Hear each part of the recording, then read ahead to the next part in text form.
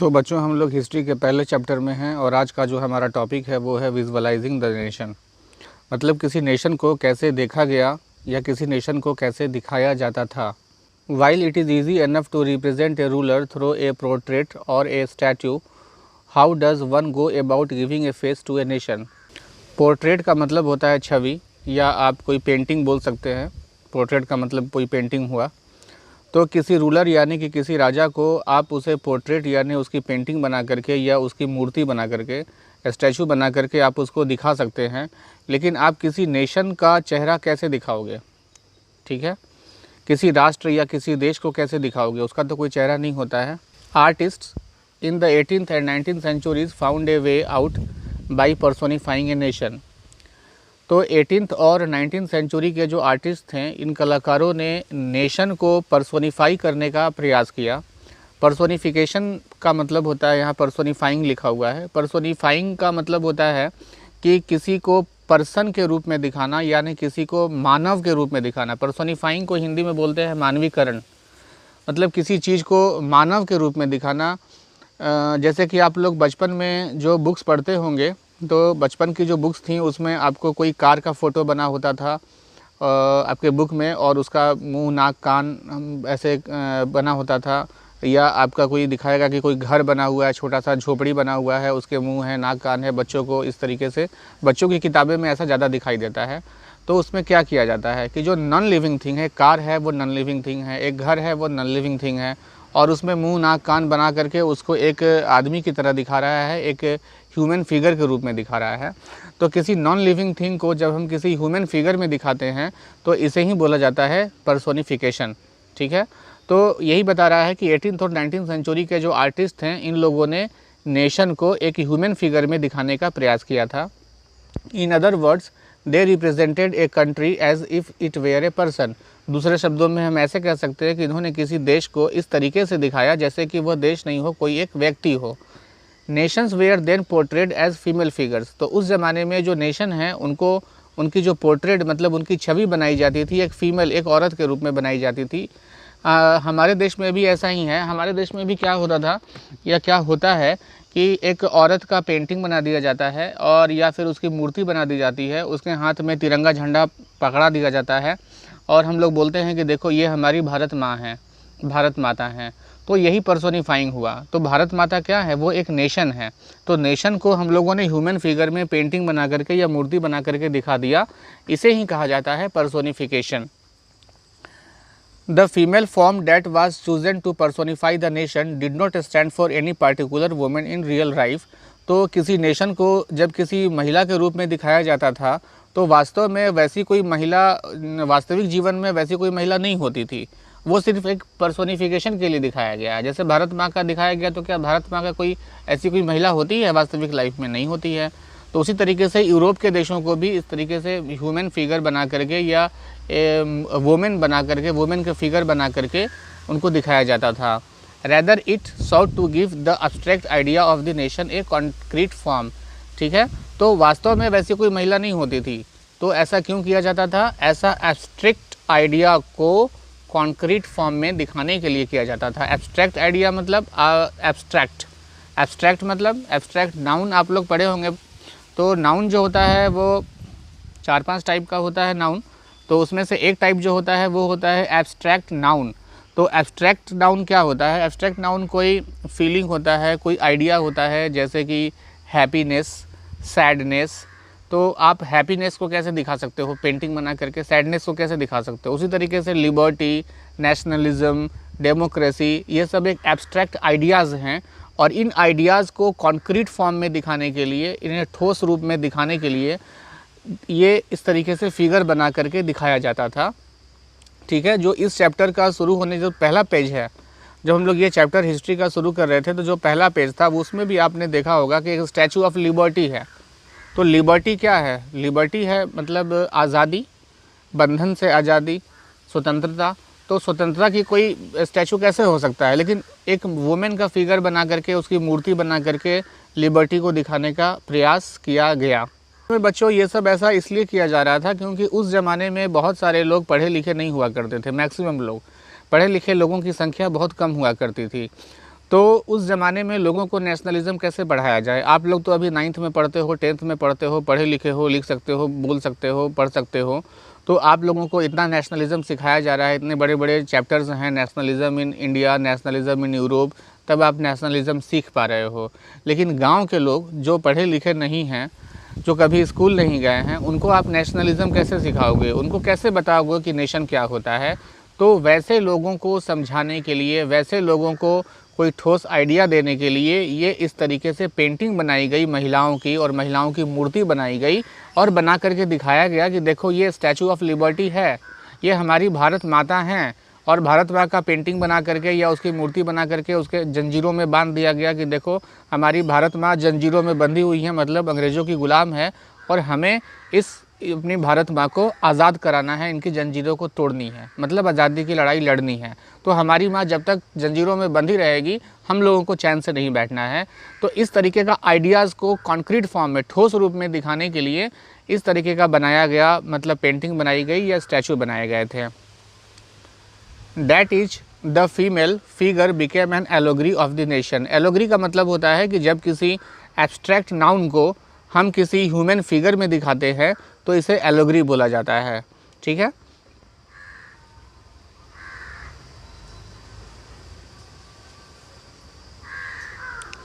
You will recall that during the French Revolution, artists used the female allegory to portray ideas such as liberty. तो French revolution में भी आप लोगों को याद होगा कि वहाँ पर एक महिला का मूर्ति बना दिया जाता था और कहा जाता था कि देखो ये स्टैचू ऑफ लिबर्टी है, ठीक है, जस्टिस है एंड द रिपब्लिक है। तो इन जस्टिस का, रिपब्लिक को एक मूर्ति बना के दिखाया जाता था। These ideals were represented through specific objects and symbols. तो ये कोई स्पेसिफिक ऑब्जेक्ट्स बना करके दिखाया जाता था। कोई जैसे कि अभी तराजू बना दिया गया, ठीक। तो तराजू का मतलब क्या निकलता है? तराजू का मतलब हुआ कि ये इक्वलिटी को बता रहा है, न्याय को बता रहा है। As you would remember, the attributes of liberty are the red cap or the broken chain, while justice is generally a blindfolded woman carrying a pair of weighing scale. तो लिबर्टी को कैसे दिखाया जाता था कि चेन टूटा हुआ है, मतलब बंधन से हम मुक्त हो चुके हैं। लाल रंग की टोपी दिखाई जाती थी पहने हुए, ठीक है। और अगर जस्टिस को दिखाना है तो आप हिंदी मूवीज़ देखे होंगे, हिंदी मूवीज़ में आप देखे होंगे अदालत का सीन, कैसे अदालत में जो ड्रामा चलता है और वहाँ पर एक औरत की मूर्ति होती है, औरत के आँख में काली रंग की पट्टी बंधी हुई है और औरत के एक हाथ में तराजू पकड़ी हुई है और दूसरे हाथ में वो तलवार पकड़ी होती है, ठीक है। तो ये इस तरीके से वो जस्टिस की देवी को दिखा रहा है कि एक मूर्ति बना दिया औरत का, और वो औरत कौन है? वो जस्टिस की देवी है, स्टैचू ऑफ जस्टिस है। तो इसी जस्टिस क्या है? वो जस्टिस तो कुछ है नहीं, जस्टिस एक आइडिया है, जस्टिस एक एब्स्ट्रैक्ट नाउन है। तो इस तरीके से एब्स्ट्रैक्ट नाउन को एक ह्यूमन फिगर बना करके या वोमेन का फिगर बना करके दिखलाया जाता था। Similar female allegories were invented by artist in the 19th century to represent a nation. और इसी तरीके से और भी महिलाओं का फ़ोटो बना करके किसी नेशन को दिखाया जाता था। जैसे कि आप लिबर्टी की मूर्ति देख ही लिए, जस्टिस की मूर्ति आप देख ही लिए, ठीक है। तो नेशन की भी मूर्ति बनाई जाती थी, जैसे हमारी भारत माता हैं। In France she was Christian Marianne, a popular Christian name which underline the idea of a people's nations. और फ्रांस में क्या किया गया कि एक औरत की पेंटिंग बनाई गई या औरत की मूर्ति बनाई गई और उसका नाम रखा गया कि ये मरियाने है, ठीक है। और यही जो है, यही फ्रांस है और यही फ्रांस की रखवाली करती हैं और यही हमारे फ्रांस के लिए सब कुछ हैं। Her characteristics were drawn from those of liberty and the republic, the red cap, the tricolour, the cockade. तो इस तरीके से वो लिबर्टी की देवी बनाई गई, एक औरत को बनाया गया, कहा गया कि भाई यही स्टैचू ऑफ लिबर्टी है। लिबर्टी में आप देखिएगा कि उनको लाल रंग की टोपी पहनाई गई और 3 रंग का उनके कपड़ा पहनाया गया, या 3 रंग का झंडा दिया गया, सॉरी, और उनको कॉकेट बनाया गया। Statues of Marianne were erected in public squares to remind the public of the national symbol of unity and to persuade them to identify with it. और जगह जगह फ्रांस के चौराहों पर ये मैरियाने का मूर्ति बनाई गई और ये दिखाया गया कि ये यूनिटी का प्रतीक है, ठीक है। और इन्हें परसुएड किया गया, इन्हें समझाने की कोशिश की गई कि हम लोगों को यूनाइटेड रहना है। Marianne images were marked on coins and stamps. और उस ज़माने में जो क्वाइंस था यानी सिक्के थे और जो स्टैम्प्स थे, टिकट थे, उन पर भी मरियाने का जो इमेजेस है वो बनाया गया। वो यहाँ पर भी दिखाया गया है, आपके बुक में ये देख सकते हैं, ठीक है। ये देखिए यहाँ पे एक पोस्टेज स्टैम्प है लिखा हुआ है of 1850 with the figure of Marianne representing the Republic of France. तो ये एक डाक टिकट है और टिकट पे मरियाने का यहाँ पे फिगर बनाया गया है, ठीक है, जो कि रिपब्लिक ऑफ फ्रांस का को रिप्रेजेंट कर रहा है। Similarly Germania became the allegory of the German nation. उसी तरीके से जर्मनी में भी क्या किया गया, एक औरत की पेंटिंग बनाई गई, मूर्ति बनाई गई और कहा गया कि देखो ये जर्मेनिया है। Visual representations Germania wears a crown of oak leaves. Germania को ओक लीव्स का क्राउन पहनाया गया as the German oak stands for heroism. Germany में क्या होता है कि वहाँ पर ओक का एक पेड़ होता है, उसके पत्तों को तोड़ लेते हैं और गोल गोल घुमा करके उसको सर पे पहन लेते हैं। वहाँ पे एक वो हीरोइज्म का प्रतीक है। ये जर्मेनिया का फिगर यहाँ पर बनाया गया है, आप देखिए यहाँ पर ये जर्मेनिया है और ये ओक लीव्स का मुकुट पहनी हुई है, ठीक है, ये ऊपर सर पे, और ये यहाँ पे देखिए ये तलवार पकड़ी हुई है और ये जर्मनी का फ्लैग पकड़ी हुई है, ये देखिए, ठीक है। और यहाँ पर नीचे में दिखाया गया है ब्रोकन चेन है, चेन जो है वो टूटा हुआ है, मतलब ये लिबर्टी का प्रतीक है, ठीक है। लिखा हुआ है Germania Philipp Veit 1848 the artist prepared this painting of Germania on a cotton banner. ये सूती के कपड़े पर इसने ये पेंटिंग बनाई थी। As it was meant to hang from the ceiling of the church of saint Paul where the Frankfurt parliament was convened in March 1848। Frankfurt parliament हम लोगों को याद है, जो फ्रैंकफर्ट शहर था एक जर्मन में, और वहाँ पे एक चर्च था सेंट पॉल, वहीं पर ये बैनर टांगा गया था। और जर्मनिया के फिगर में बहुत सारी चीज़ों को पेंट किया गया है, जैसे ये हाथ में तलवार पकड़ी हुई है, ये ओक लीव्स के मुकुट को पहनी हुई है, ये हाथ में एक झंडा पकड़ी हुई है, नीचे में यहाँ पे नीचे में देखिए एक चेन टूटा हुआ है। इन सब के क्या मीनिंग है वो यहाँ पे समझाए गए हैं। आप देखिए यहाँ पर कि लिखा हुआ है ब्रोकन चेन, मतलब बीइंग फ्रीड, मतलब लोग आज़ाद हो रहे हैं, उनका बंधन टूट रहा है, उन्हें लिबर्टी मिल रही है। और ये ब्रेस्ट प्लेट विथ ईगल, मतलब सीने पर एक प्लेट है जिसे ब्रेस्ट प्लेट बोला जा रहा है, उस पर ईगल का फोटो बना हुआ है। इसका मतलब symbol of the German empire strength. आप देखिए यहाँ पर एक ब्रेस्ट पर प्लेट है जिसपे कि 2 ईगल का फोटो बना हुआ है, ये जर्मन साम्राज्य के शक्ति का प्रतीक है। आगे लिखा हुआ है यहाँ पे crown of oak leaves heroism. Crown का मतलब होता है मुकुट, ओक लीव्स का मुकुट देखिए यहाँ पर पहनी, ओक लीव्स से बना हुआ मुकुट है, ये जर्मेनिया पहनी हुई है, ठीक है, ये हीरोइज्म का प्रतीक है।